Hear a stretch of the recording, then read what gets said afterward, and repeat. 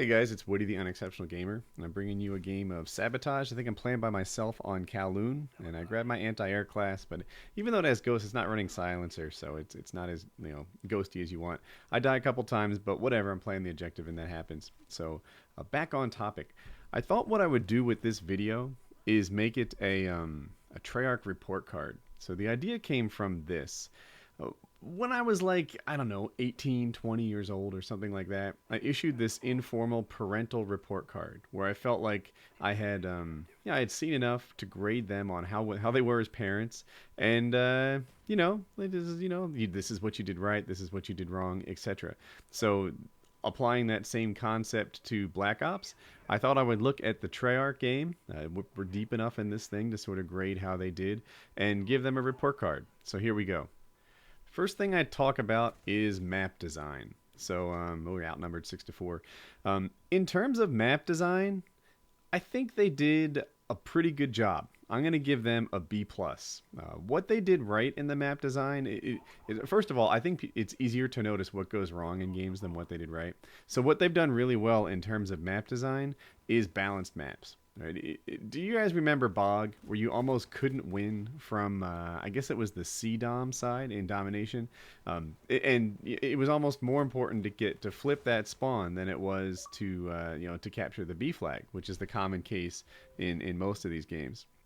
In Black Ops, while I may have a certain preference for certain sides of the map, I never think, oh my gosh, this is terrible, I'm quitting, I can't win from this side, which is the case in a badly designed map. The reason that I didn't give them an A in terms of map design is I wish there were more small maps. Now, we have Firing Range and we have Nuketown, which are both small, and then we have some medium-sized maps like Kowloon that I'm looking at right now. But there's no 1v1 map. There's no like really tiny map where the action is truly non-stop. I want that total like cluster mess of a map. I miss Shipment. I miss Shipment. We haven't had a map that small since COD 4. Now, I also recognize that the kill streaks have gotten more powerful, and that if you have something like a chopper gunner or an AC-130 on Shipment, those things don't work right. But, heck, pull a Kill House. Kill House was also a decent 1v1 map where, it just didn't rotate through a lot of the game types. Kill House in COD 4 was one of the map packs, and it didn't play Domination on that. I don't know, make it a bare bones map. But a game like Call of Duty should include a small map, and that's why they didn't get an A, because they didn't include that truly small map, that one that was really a lot of fun to play, even if you're going 1v1. Next topic is weapon tweaks, or I guess I'll combine this with weapon balance.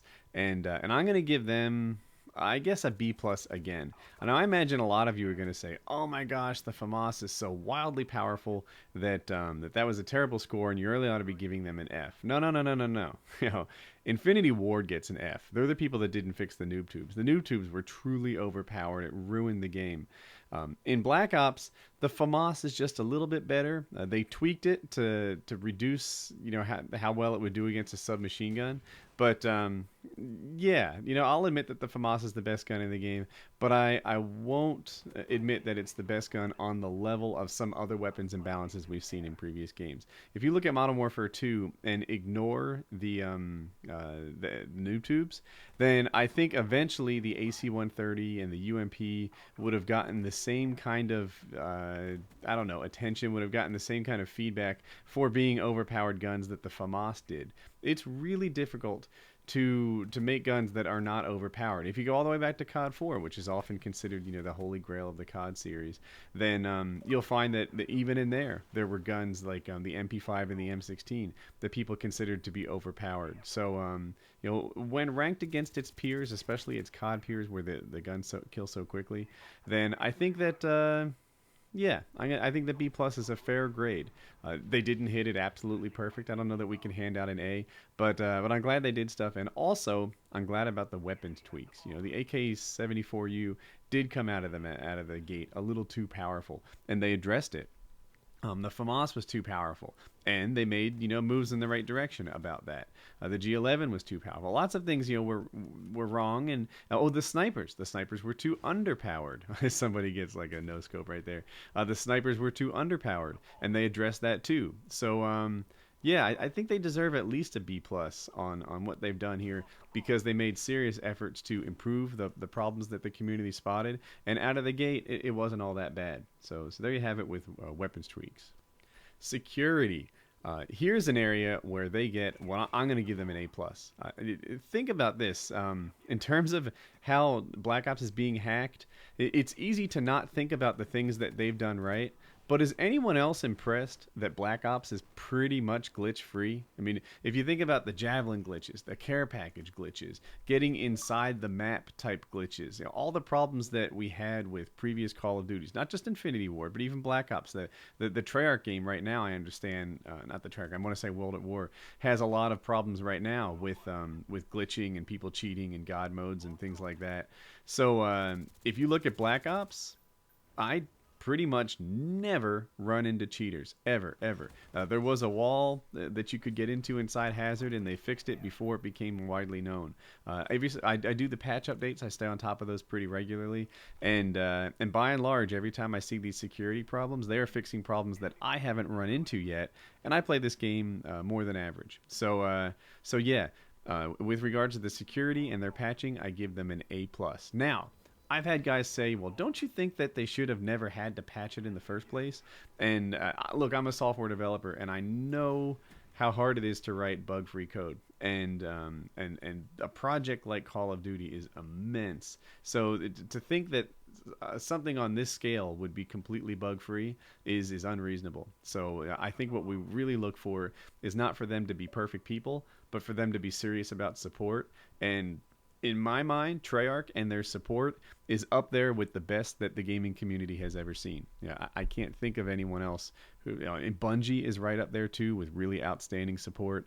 But yeah, never in the Call of Duty series before have we had this kind of support, and I think they deserve at least one A plus on this report card.